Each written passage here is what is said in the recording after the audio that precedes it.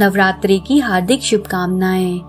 जैसे कि विदित है, आज शारदीय नवरात्रि का 5वां दिन है, यानी माँ स्कंद माता की पूजन अर्चना का दिन।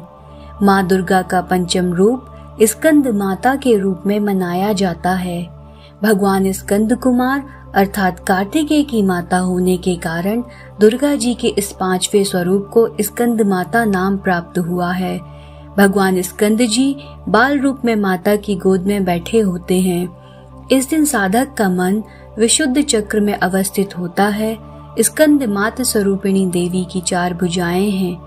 ये दाहिनी ऊपरी भुजा में भगवान स्कंद को गोद में पकड़े हुए हैं और दाहिनी निचली भुजा जो कि ऊपर को उठी हुई है उसमें कमल पकड़ा हुआ है।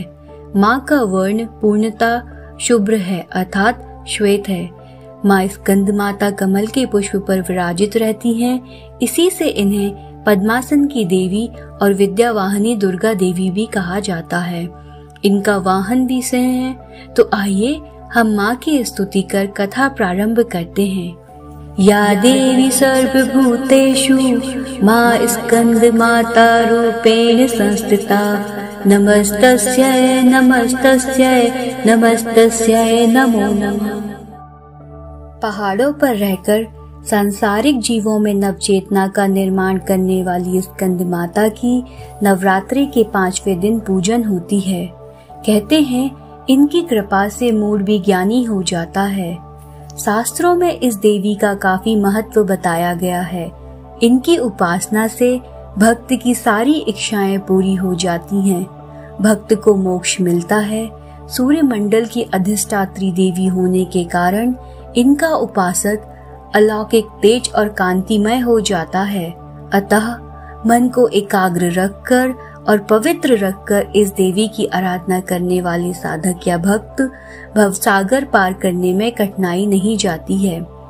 प्राचीन कथा के अनुसार तारकासुर नामक एक राक्षस ब्रह्मा जी को प्रसन्न करने के लिए कठोर तपस्या कर रहा था।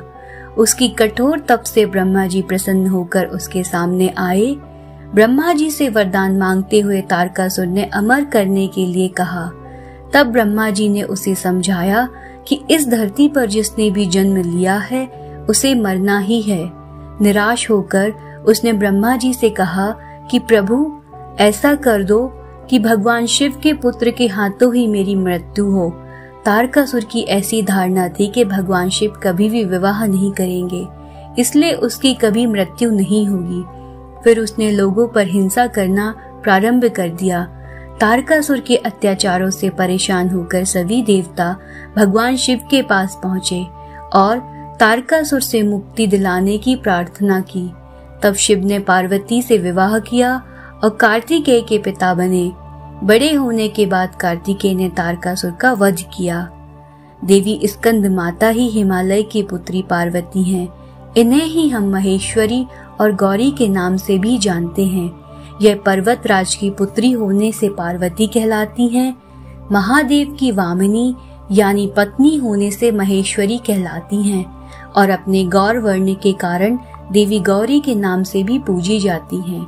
माता को अपने पुत्र से अधिक प्रेम है, अतः माँ को अपने पुत्र के नाम के साथ संबोधित किया जाना अच्छा लगता है। जो भक्त माता के इस स्वरूप की पूजन करते हैं, माँ उस पर अपने पुत्र के समान स्नेह लौटाती हैं। बोलिए स्कंद माता की जय। आशा करती हूँ आप सभी को यह कथा पसंद आई होगी। आप हमें कमेंट करके बता सकते हैं कि आपको यह वीडियो कैसा लगा और इस वीडियो को लाइक जरूर करें।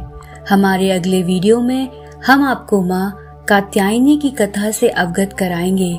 तो इस नवरात्रि स्पेशल सीरीज को देखने के लिए हमारे चैनल स्पॉन्टेनियसली ऑसम को सब्सक्राइब करें और बेल आइकन में ऑल को क्लिक करना ना भूलें, ताकि आप इस सीरीज से जुड़ी किसी भी अपडेट को मिस ना कर पाएं।